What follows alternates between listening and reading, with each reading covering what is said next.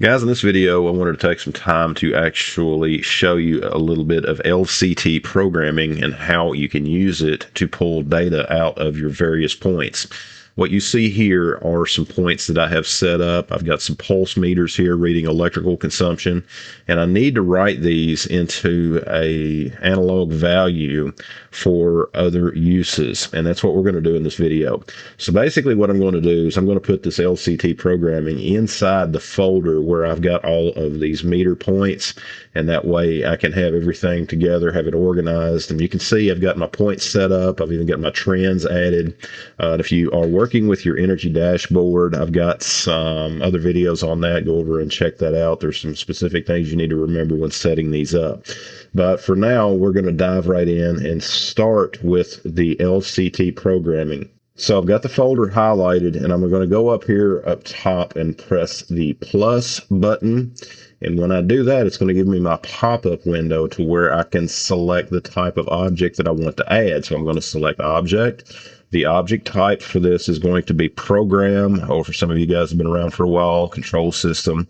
I'm going to select that, and then I'm going to give it a name. And then I'm just simply going to call this something very simple. And that's something that I recognize for the way that we use our system. So I'm just going to keep it very generic. There's nothing in here really that I need to do. I could add a description, that if I wanted to, I could change the authorization category as well as all the other things. If I wanted to add a startup time, depending on what you're doing in your LCT, that could come in handy. But again, I prefer using timers inside the LCT if I'm going to be doing anything like that.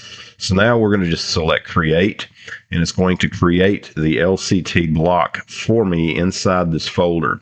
And you can see it here. It's going to go ahead and pop the window up to where I can do my programming, and it's just a blank slate.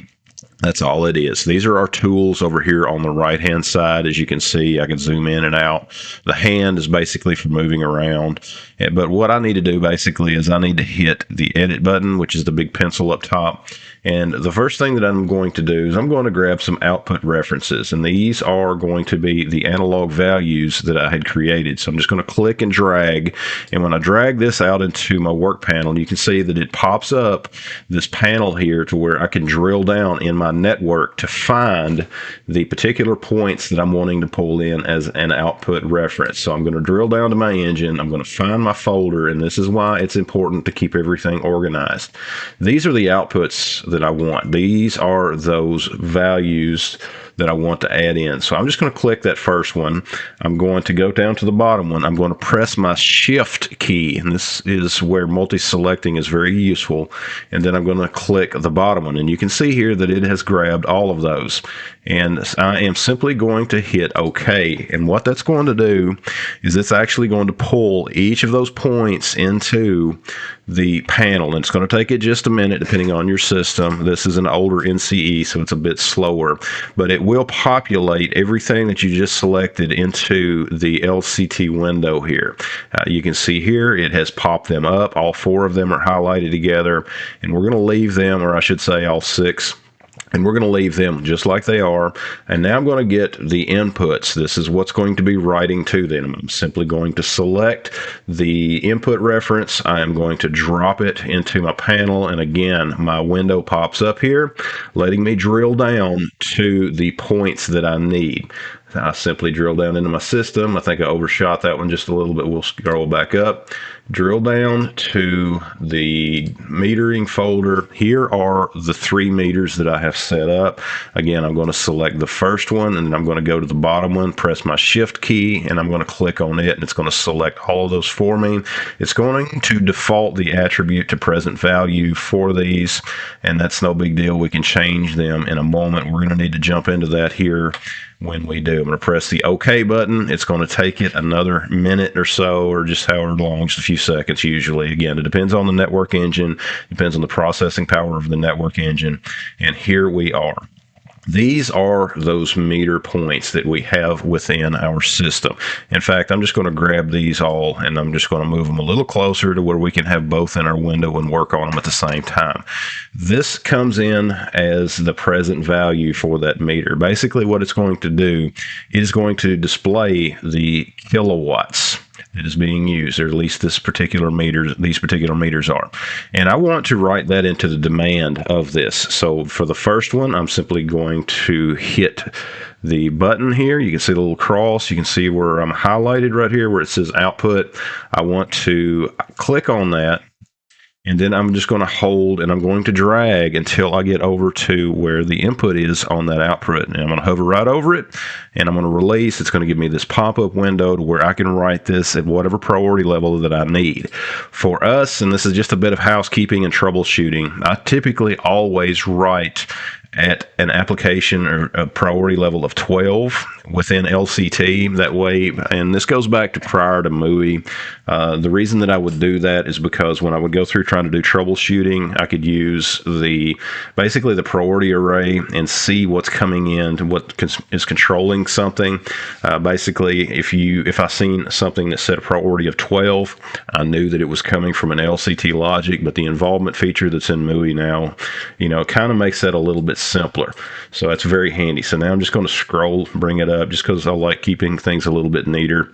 And I'm going to show you a little trick. I have got this particular meter set up. I have got it going into its demand point. Okay, I'm writing from that into the demand point, but now I need to get the consumption out of that. So what I'm going to do is I'm going to click and highlight this particular meter, and then I'm going to hover over that output again. And you can see there where it kind of highlights and changes color on you. I'm going to hover over that, and then I'm going to press the D button on my keyboard. And what that's going to do is duplicate that. And I'm simply going to drag that up into alignment with the consumption point that I'm going to want to use. But you'll notice that it's going to come up still as the present value. I do not need to write the actual present value, again, the current demand, into that point. I want to write the consumption into that point. So what I need to do with this highlighted is I'm going to go down to this little gearbox here. You can see this little thing that it pops up. I'm going to select that, and then I'm going to change my attribute. You can see here it says present value currently. I'm simply going to click that and go up to consumption.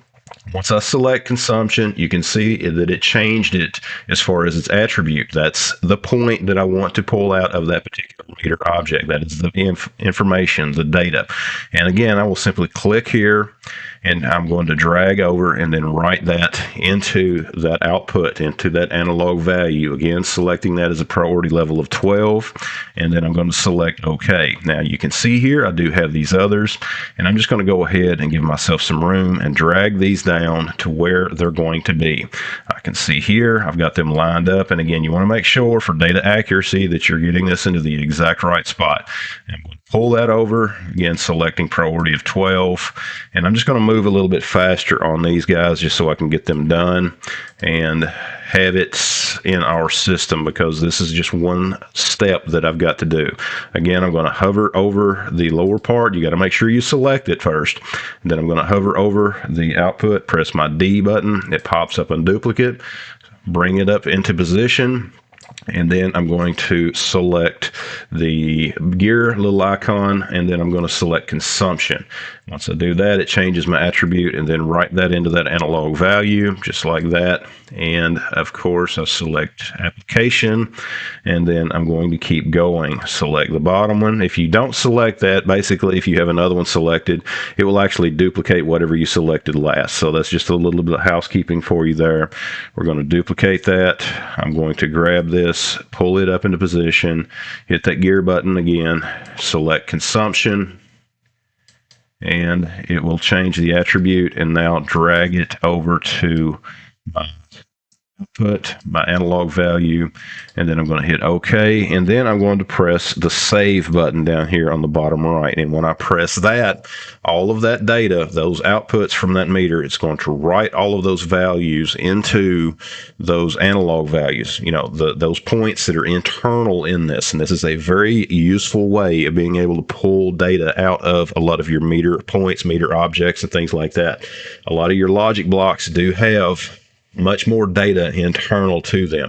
Just a perfect example is the metering. You're going to see it take just a few minutes before it actually starts populating data. But again, you can see it now. It's starting to do some things. We are actually getting that data being transferred from the meter into that analog value. And you can see the readings here. We've used 54 kW on this particular meter. Yeah, there's a little bit of discrepancy there, but there again, it's just the refresh rate of this particular engine. We have our kilowatts, basically our demand for this one, writing it into the kW. And that is what I'm going to be pulling into the energy dashboard within our system. All of these points here. And again, guys, if you will go over and check out those other videos that I will link up in a card, you will get a little bit more information on how this is done. Guys, if this is helpful to you, I would appreciate it if you would like and share the video. Please help support the channel by visiting some of the affiliate links down below. Anything that you buy through there helps support what I do here. Guys, thanks for watching, and we will see you next time.